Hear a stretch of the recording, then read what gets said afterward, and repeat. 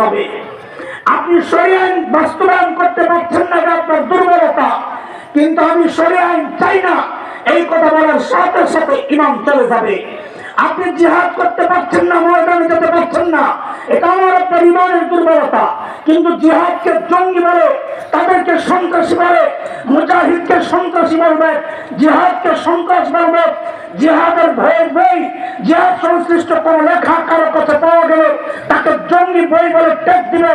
জিহাদের মাধ্যমে ওই তালেবানরা আমেরিকার মতো কুত্তাকে পিটায় পিটায় করেছে, তাদেরকে সন্ত্রাসী বলবে।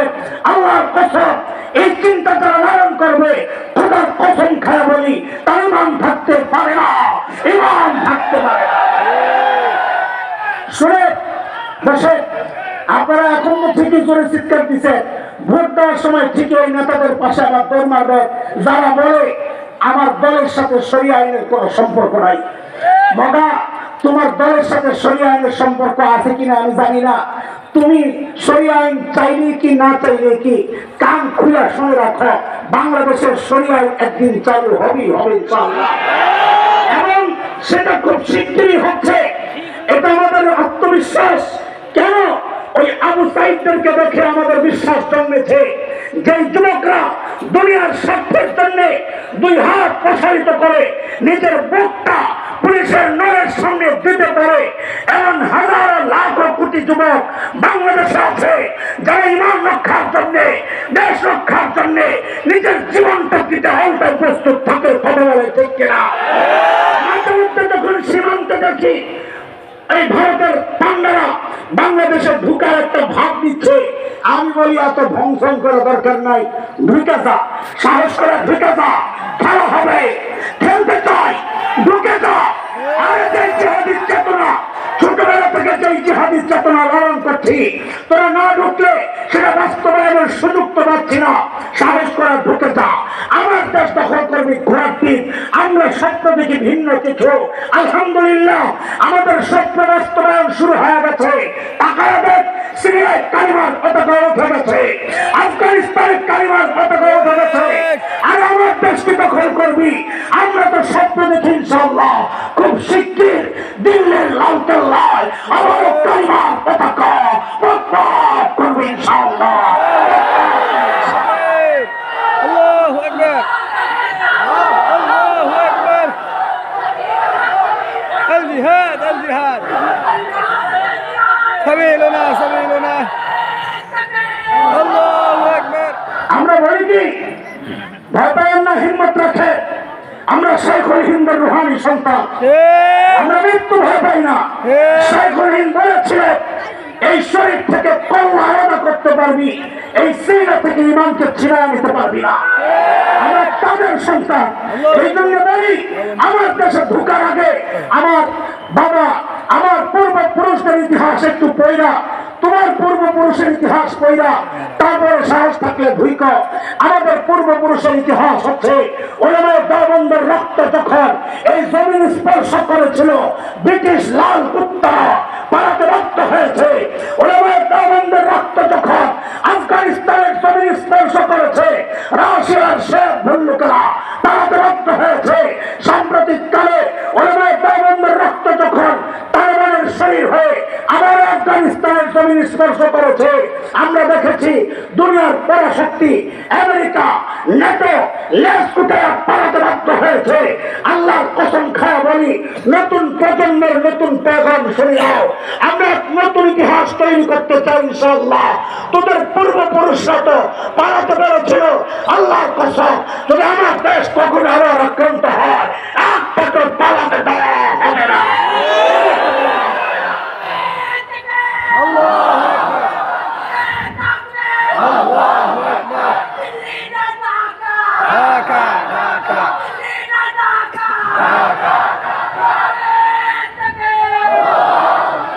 ভারতের পাঁচটা গোলামরা সাবধান হয়ে যাও।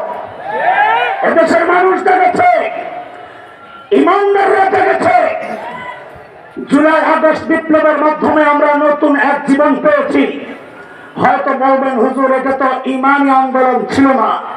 আমরা বলি ছিল না, ঠিক, ইমানি আন্দোলন ছিল না, কিন্তু এই আন্দোলন আমাদের জন্য সুবহে সাদিকের মতো ইমানি আন্দোলনের সূর্য ইনশাআল্লাহ খুব দ্রুতই উদিত হবে ইনশাআল্লাহ। শুধু দরকার কোরআন প্রেমিকদেরকে এক হওয়া, নেক হওয়া। ওই সমস্ত তাবদার, কেউ ভারতের গোলাম, কেউ আমেরিকার গোলাম, ওই গোলামদেরকে আমরা আর এই দেশে ক্ষমতায় দেখতে চাই না। ইসলাম দেখতে চাই ইনশাআল্লাহ। বলেন ইনশাআল্লাহ। কোরআন প্রেমিক সহ একসাথে হয়ে যাক। আল্লাহর রাস্তায় বলি, আপনাদের এই আসলে কোরআনের পক্ষে যে কোনো শক্তি দাঁড়ায় যায়, সব ভেদাভেদ ঘুরে তাকেই নির্বাচনে জয়ী করে আনতে হবে ইনশাআল্লাহ। ওই সমস্ত নাস্তিকবাদীদের মার্কার পেছনে আর ঝুঁকা যাবে না। ধোঁকা বহু খেয়েছি, আর খেতে রাজি না। এখন আমাদের একটাই স্বপ্ন, বাংলাদেশে কোরআন আইন কায়েম করা ইনশাআল্লাহ।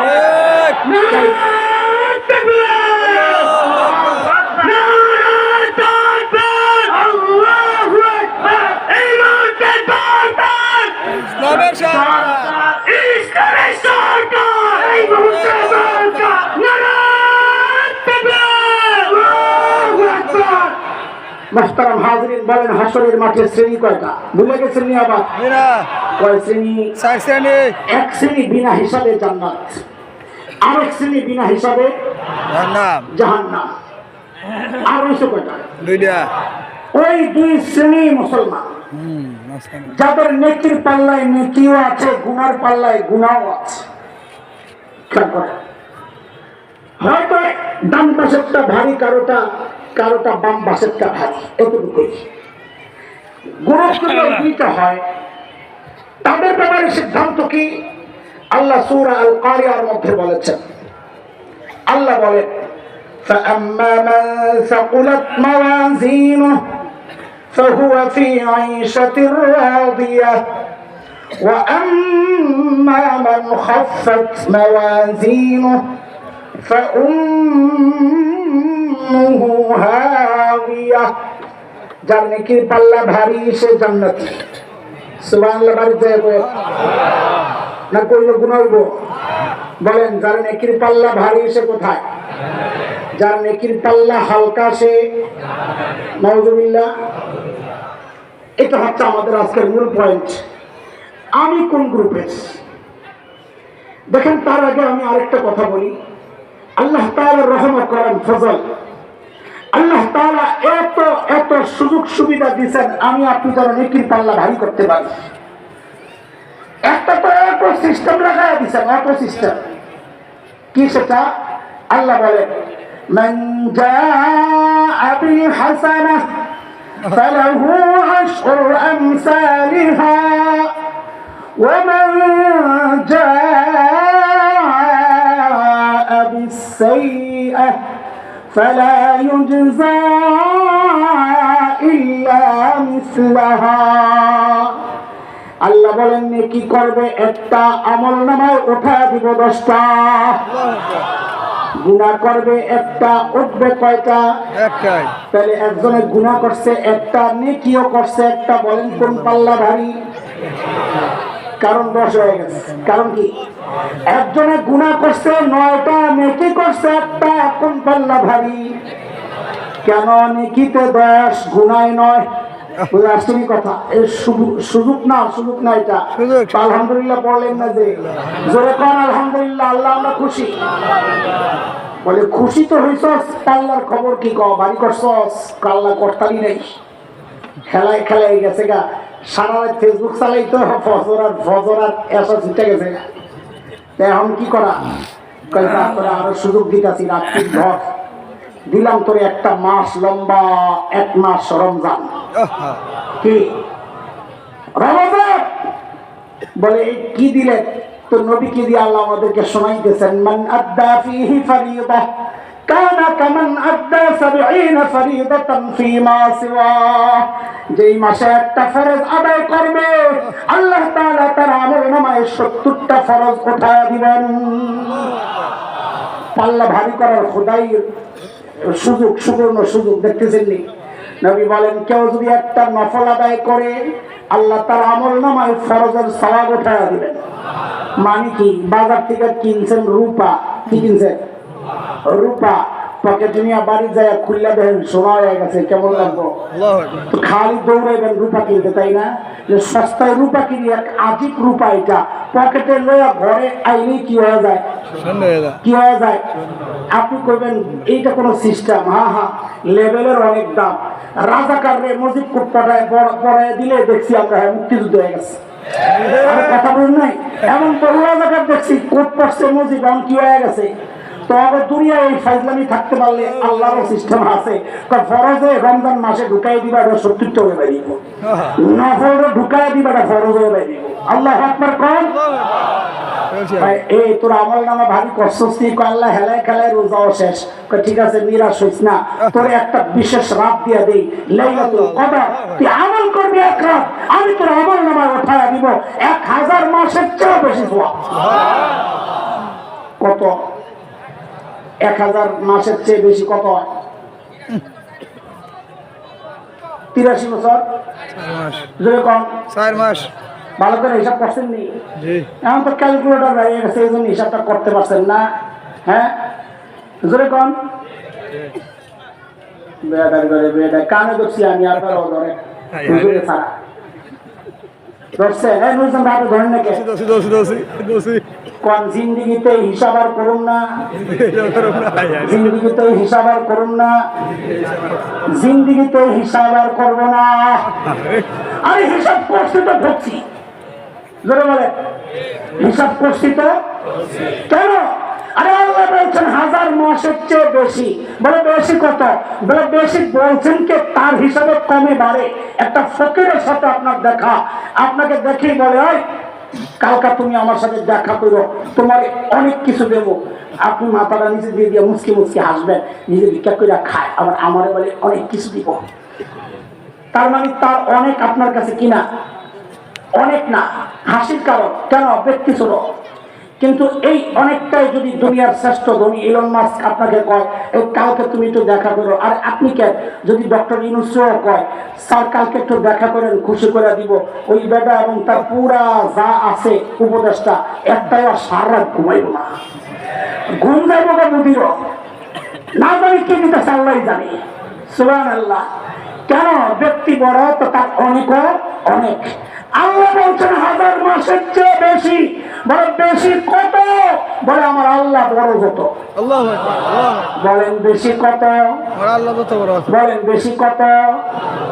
বলে আল্লাহ কত বড়? তো আল্লাহ বলেন এক হাদিসে কুদসি, মানে শব্দ নবীর বক্তব্য আল্লাহ, এটাকে বলে হাদিসে কুদসি। কোরআন শব্দ আল্লাহ, বক্তব্য আল্লাহ। তো আল্লাহ বলে আনা বিজন্নি আব্দি বি, আমি কত বড় আমার বান্দা মনে করে তত বড়। তাহলে বেশি কত? আমি কি বলি জানে? আল্লাহ দিবেন যত, যত দিলে আমি জান্নাতে ঢুকতে পারবো, আমার অত দিনই চলবে। এরও বেশি বরাদ্দ হলে আরেকজনে দিয়ে দিয়ে আমার একজনেরই চলবো ইনশাল্লাহ। আপনাকে কি করেন না? 83,000 4 মাস হলে চলবো? হ্যাঁ, কত? 83,000 4 মাস না, বলে যত পাইলে জান্নাতে ঢুকতে পারবো তত। ঠিক আছে তো? কাজ ওই হিসাবে। আর আল্লাহ বলে কিরে খবর কি? আমল নামা ভারী করছিস কি তুই? বলে আল্লাহ পারি নাই। কত কিছু কাম কর, কিছু টাকা পয়সা জোগা। কি টাকা পয়সা জোগা? জোগায় হজ বা উমরা আইসা আমার মসজিদে কিছু না কাম করে যা, মসজিদে হারামে তুই রাকাত পড়বি একটা, আমি তোর আমল নামায় উঠায় দিব 1 লক্ষ রাকাত। আল্লাহু আকবার। পড়বে 1 রাকাত, উঠবে কয় রাকাত? 1 লক্ষ। যদি খালি সেটা রমজানে ঢুকায় দেওয়া যায়, এখন কয় রাকাত? 70 লক্ষ রাকাত। বলে না কথা? কত রাকাত? কত রাকাত? যদি খালি লাইলাতুল কদরে ঢুকায়া দেওয়া যায়, হিসাব করে দাঁতটি ভাঙিস না। আল্লাহু আকবার বলে না? এত টাকা পয়সা কই পাবো? নবী তো শুনাইছে, আরে আমার উম্মত তো বড় হতাশ। তুই হতাশ হইস না, আমি তোর সহজ কিছু আমল দিই। তুই টাকা না পাইলে কি করবি? তোরা আমি 2টা কালিমা শিখাইয়া দিই। তো নবী শিখাইয়া দিয়েছেন, বলেন সুবহানাল্লাহি ওয়া বিহামদিহি, সুবহানাল্লাহিল আযীম। নবী আলাইহিস সালাম বলেন, এটা কি কষ্ট হইছে? ওই 2 লাখ টাকা জোগায়া উমরা যাওয়া লাগবে এখন রমজানে। তো এইটার চেয়ে ওটা কঠিন না এটা কঠিন? টাকা জমানো কঠিন না, এটা কঠিন। সারা রাত লাইলাতুল কদরে ইবাদত করা কঠিন না, এই সুবহানাল্লাহ বিহামদি পড়া কঠিন। সুবহানাল্লাহ বিহামদি সুবহানাল্লাহিল আযীম একদম সহজ কিনা? কথা বলেন সহজ কিনা? নবী বলেন এই তাসবিহ কারো আমলনামায় পড়ার সাথে সাথে তার নেকির পাল্লা ভারী হয়ে যাবে। এই যে সুবহানাল্লাহ বলছেন না, এটাও কাঁঠাল গাছের মতো। এই সুবহানাল্লাহ বিহামদিহি সুবহানাল্লাহিল আযীম পুরাটা কাঁঠাল গাছ। বাংলাদেশের জাতীয় ফল কি? মাছ তো পাঙ্গাস।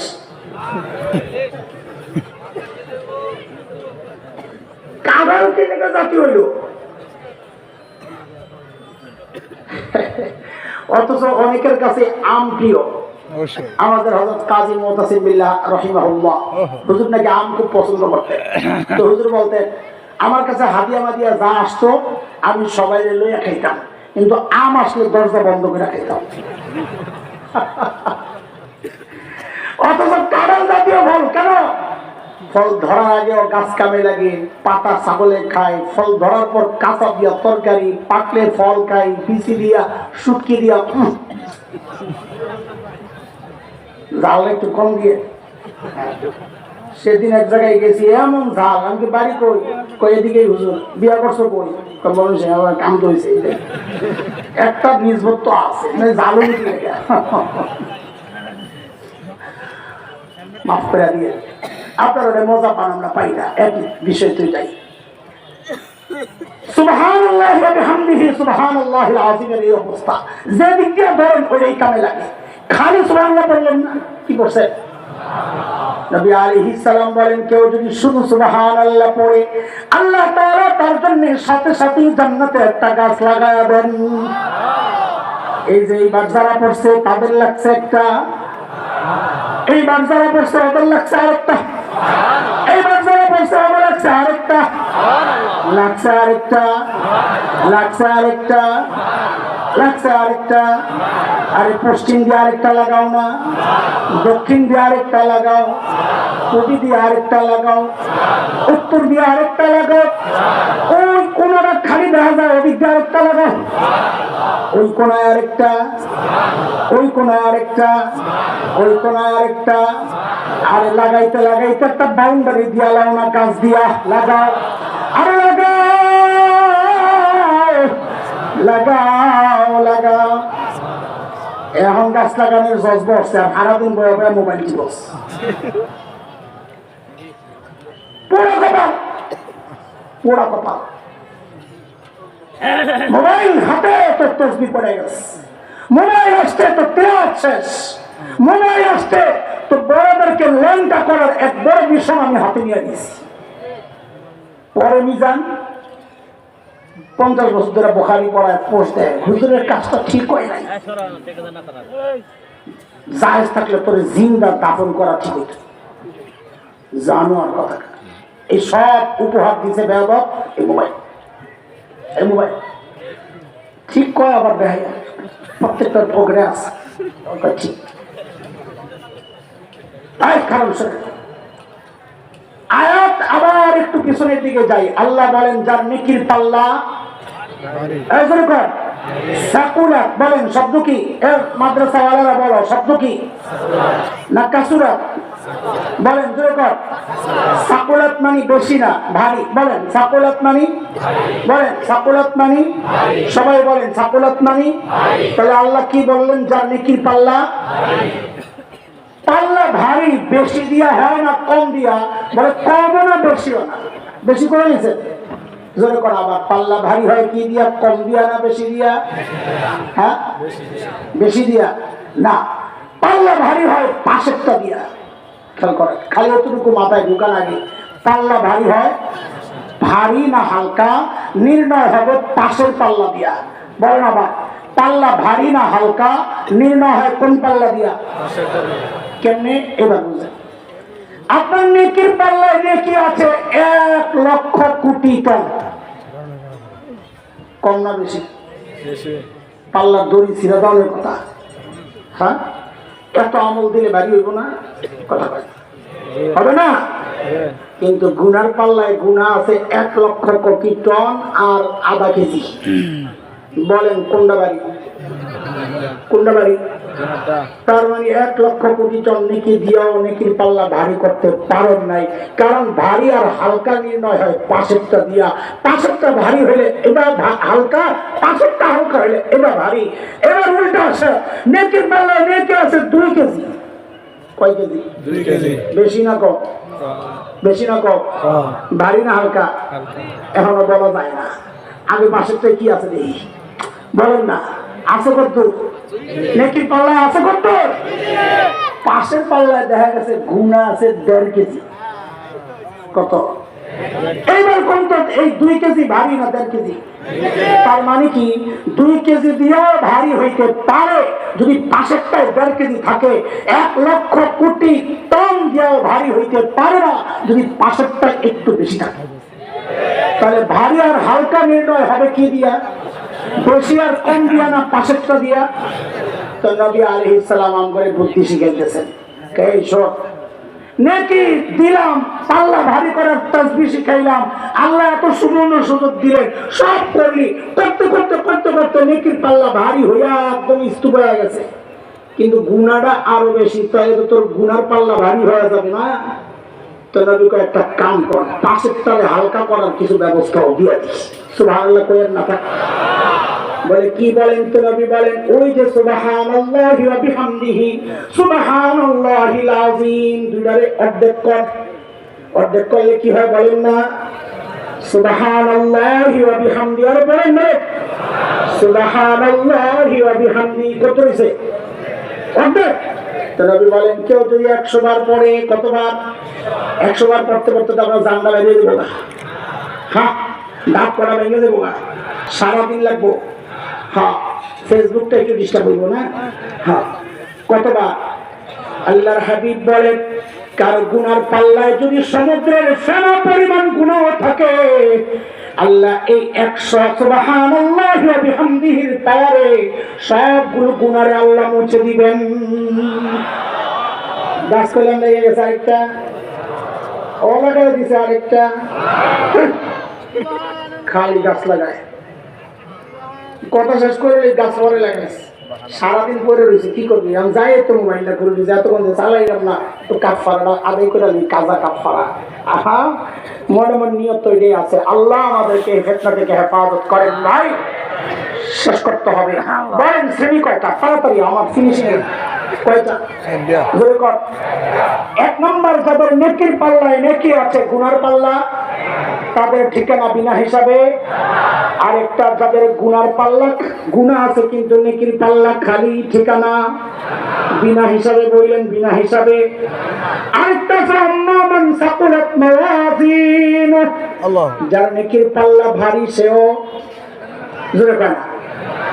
আল্লাহ না করুন 4র্থ শ্রেণীর মধ্যে যদি পড়ে যায়, যদি খালি গুনার পাল্লা ভারী হয়ে যায়, ভাই আল্লাহ না করুন, নাউযুবিল্লাহ। পড়ে আল্লাহ না করুন 5টাই, যদি না খালি গুনার পাল্লা হালকা ভারী হয়ে যায়, তো আল্লাহ বলবেন তোর আমলনামা পড়ে দেখ কি অবস্থা, ইকরা কিতাবাক। আল্লাহ, কই দেন? আল্লাহ বলবেন এইভাবে না, হাতটারে কইলে ছিদ্র করে পেছন দিয়ে হয়ে যা। যেই পেছন দিয়ে নিবে আমলনামা যখন দেওয়া হবে বাম হাতে, চোখ সামনে হাত পেছনে দেখা যাবে, তো ফেরেশতারা ঘাটটারে মটকায়া পেছন দিয়ে দিয়ে দিব, তোর আমলনামা তুই এবার দেখ। ওই আমলনামা দেখাই বান্দাদের একটা চিৎকার। সূরা হাক্কা 29 নম্বর পারার যে 3 নম্বর সূরা, পুরাটা পড়লেন, পুরা বয়ান আছে এখানে। আল্লাহ বলে ওয়া আম্মা মান উতিয়া কিতাবাহু বিশিমালিহি فيقول يا ليتني لم أوت كتابيه ولم أدر ما حسابيه يا ليتها كانت القاضية ما أغنى عني ماليه هلك عني سلطانيه। আমলনামা হতে পায়ে দিবে চিৎকার, কি বলে? ইয়া লাইতানি লাম উতা কিতাবিয়া, এই আমলনামা যদি আমারে না দেওয়া হতো, ওয়ালাম আদরি মা হিসাবিয়া, আমি জানি না এখন আমার হিসাব কি হবে। ও দুনিয়ার টাকাওয়ালা, আজকে টাকা দিয়া বিচার পাল্টান, সেদিন চিৎকার করে করে কাঁদতে হবে আর বলতে হবে মা আগনানি মালিয়া, আমার মাল তো আমারে বাঁচাইতে পারলো না। আজকে ক্ষমতার দাপটে বিচার পাল্টান, সেদিন চিৎকার করে করে কাঁদতে হবে আর বলতে হবে হালাকান্নি সুলতানিয়া, আমার ক্ষমতাও তো শেষ, এখন আমার উপায় কি হবে। এ দোস্ত বলেন তো, পরীক্ষার ফলাফল বের হওয়ার পর কান্নাকাটি করলে ফলাফল পরিবর্তন হয়নি? জোরে বলেন, জোরে বলেন। ফলাফল পাল্টায়নি। আল্লাহ বলবেন এখন কান্নাকাটি করে কোনো লাভ নাই, এখন ব্যবস্থা নেওয়া শুরু হয়ে যাবে। বলে কি ব্যবস্থা? আল্লাহ আযাবের ফেরেশতাদেরকে হুকুম করবেন খুযুহু ফাগুল্লুহু সুম্মাল জাহিমা সাল্লু, এগুলোর ধর বের করা, তাই না হেসে না জাহান্নামে ফেলায়। আরে পরের আয়াতটা পড়তেও তো কলিজা মোচড় দেয়। আল্লাহ বলে সুম্মা ফি সিলসিলাতিন যারউহা ৭০ যিরাআন ফাসলুকু, ৭০ গজ লম্বা শেকল, ওইটা দিয়ে পেঁচায়া টাইনা নিবে যে। হযরত ইবনে আব্বাসের ব্যাখ্যায় আসছে তাফসীরে, ওই শেকল দিয়ে কেমনে পেঁচাবো যুবক? হযরত ইবনে আব্বাস বলেন কেমনে পেঁচাবে জানো? শেকলের একটা মাথা নাকের ছিদ্র দিয়া ঢুকাইয়া পায়খানা রাস্তা দিয়া বের করে টাইনা পেঁচায় দিয়া ফেলে। লা হাওলা ওয়ালা কুওয়াতা ইল্লা বিল্লাহিল আলিয়্যিল আযীম। বাবা গুনাহ ছেড়ে দেন, চুল পাইকা সাদা হয়ে গেছে এখনো গুনাহ ছাড়তে পারেন না, দাড়ি পাইকা সাদা এখনো গুনাহ ছাড়তে পারেন না, ছাড়বেন কবে জিজ্ঞেস করি? হে যুবক, তুমি কিন্তু এমনটা ভেবো না যে তোমার একদিন দাড়ি পাকবে, চুল পাকবে, তুমিও আমল করার সুযোগ আবার পাবা। না রে বাপ, এমনটা নাও হতে পারে। কত বাবাকে দেখেছি সন্তানের লাশ কাঁদিয়া গোরস্থানের দিকে যায়। আর কে জানে এই মজলিসে এমন কেউ থাকতে পারেন যার খবর নাই, সে তো বসে আছে এখানে, তার কোনো খবর নাই, তার কাফনের কাপড়টা চলে আসছে দোকান। কে জানে কালকে খবর পাইতে পারেন বয়ান করে গেল মাওলানা হাসান জামিল তো দুনিয়ায় নাই, চলে গেছে। আর কখন কাটা চলে আস, এই জন্য বলে রে যুবক, এর চেয়ে ভালো করে বোঝানোর ক্ষমতা আমার নাই। আমি দুর্বল, আমলও দুর্বল। আমার শেষ একটা চেষ্টা আমি করে দেখতে পারি তোদের জন্য, যদি তোরা চাস রে যুবক। আমি বলি কি, তোরা সব আমার সামনে আয়। এর যুবক আমার সামনে আয়, তোদের পাওগুলো আমার সামনে মেলা দে। আমি ওই পাওগুলারে জড়াইয়া ধইরা বসে বসে সারা রাত কান্না করি, তাও তোরা গুনাহ ছেড়ে দে।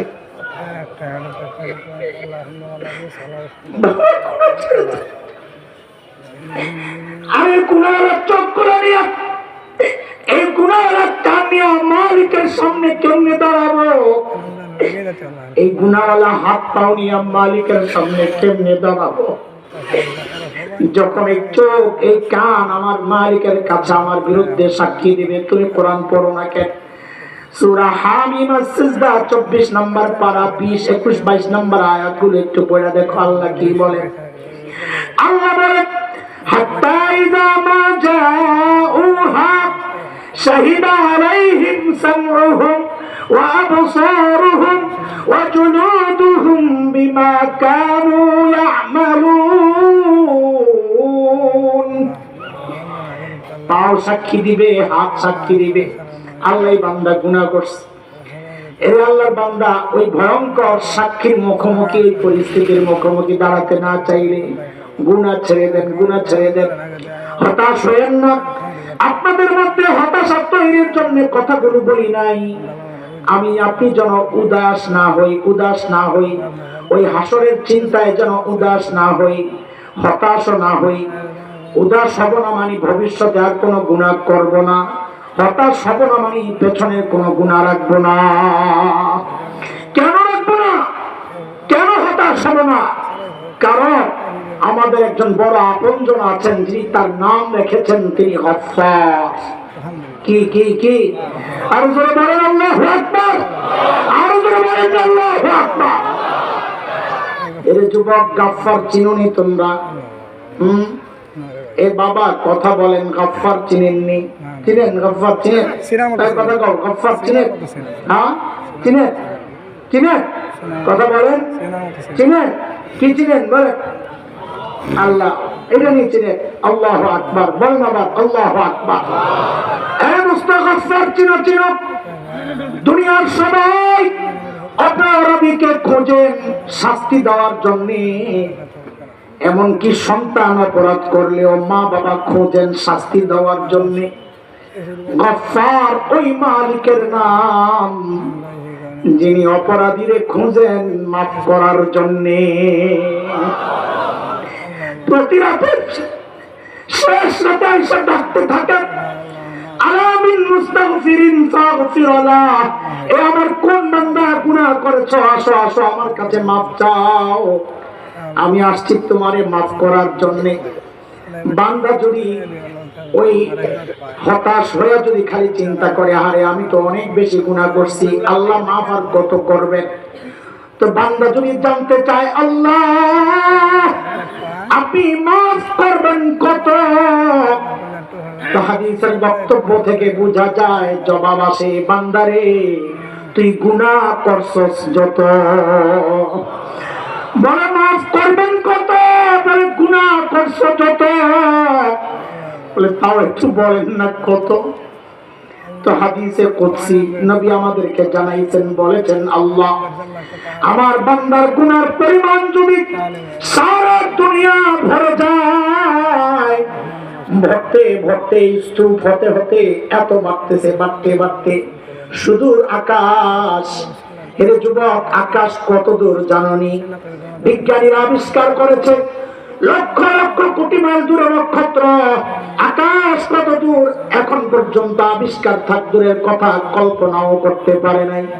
আল্লাহ বলে আমার বান্দার গুনাহগুলো সারা দুনিয়া ভইরা ওই আকাশ পর্যন্ত যা যদি লেগে যায়, ওই বান্দা ওই বিশাল গুনার ভান্ডার নিয়ে আইসা আমার কাছে যদি খালি বলে আল্লাহ আমি ভুল করছি, আমাকে মাফ করে দাও, তো আল্লাহ বলে লাউবালি লাউবালি, আমার কোন পরোয়া নাই।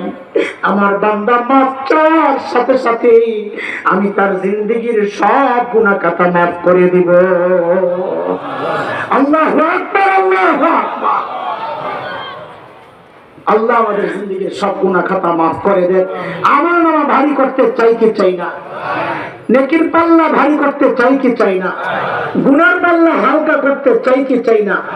যদি চাই আমাদের বড়রা আমাদেরকে একটা নসিহত করেন, একটা ওয়াদা করান, আমিও চাই আপনারা ওই ওয়াদা করেন এবং ওই ওয়াদা মতো চলেন। বলেন নেকি যতই ছোট হোক, সবাই বলেন নেকি যতই ছোট হোক, বলেন সবাই বলেন, সবাই বলেন নেকি যতই ছোট হোক ছাড়বো না ইনশাআল্লাহ।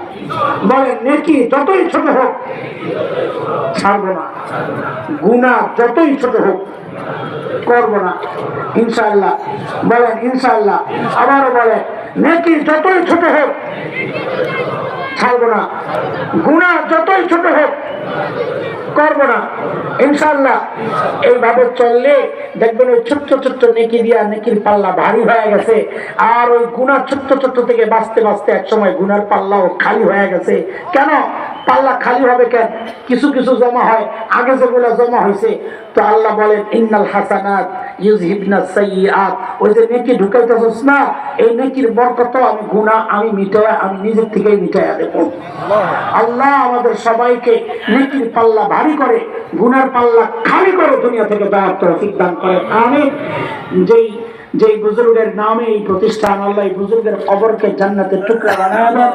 মাদ্রাসা প্রতিষ্ঠার পেছনে শুরু থেকে আজ পর্যন্ত যারা লেগেছিলেন, অর্থ সময় শ্রম পরামর্শ দিয়ে আল্লাহ সবাইকে উত্তম বিনিময় দান করে। আমাদের ভাইজান মাদ্রাসা দায়িত্বশীল মসজিদের খতিব সাহেব একদম আমার বাসায় যায় দাওয়াত দিয়ে আসে, খাও না, খায়া খায়া খুঁয়ে আসে, আবার খাওয়া ছাড়া আসে না, ওই খায়া খুঁয়া দাওয়াত দিয়ে আসে। এই জন্য আপনাদের মহাব্বতে আসি, অনেক দূরে যাব, সময় লম্বা দিতে কইছে, পোলাবাইন শুনে লেছে, খাওয়ানোর কথা কইছে, কয় মাইকটা বন্ধ করে এলেন, পোলাবাইন বহুত টেকনা হয়ে গেছে গা। আমার ভাইকে আল্লাহ তাআলা জাযা খায়ের দান করে। আপনারা ওই অযোগ্য মানুষটার কথাগুলো মনোযোগ দিয়ে শুনছেন, আল্লাহ আপনাদেরকে আর উত্তম জাযা দান করেন, আমিন। আজকে যারা আলোচনা করবেন তাদেরকে আল্লাহ সহি সালামতে পৌঁছায় দেন এবং নিরাপদে তাদের আপনজনের কাছে ফিরাইয়া দেন, আমিন।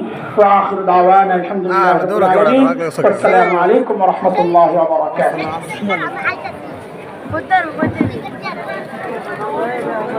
শুকরিয়া। হযরত অত্যন্ত গুরুত্বপূর্ণ আলোচনা করেছেন।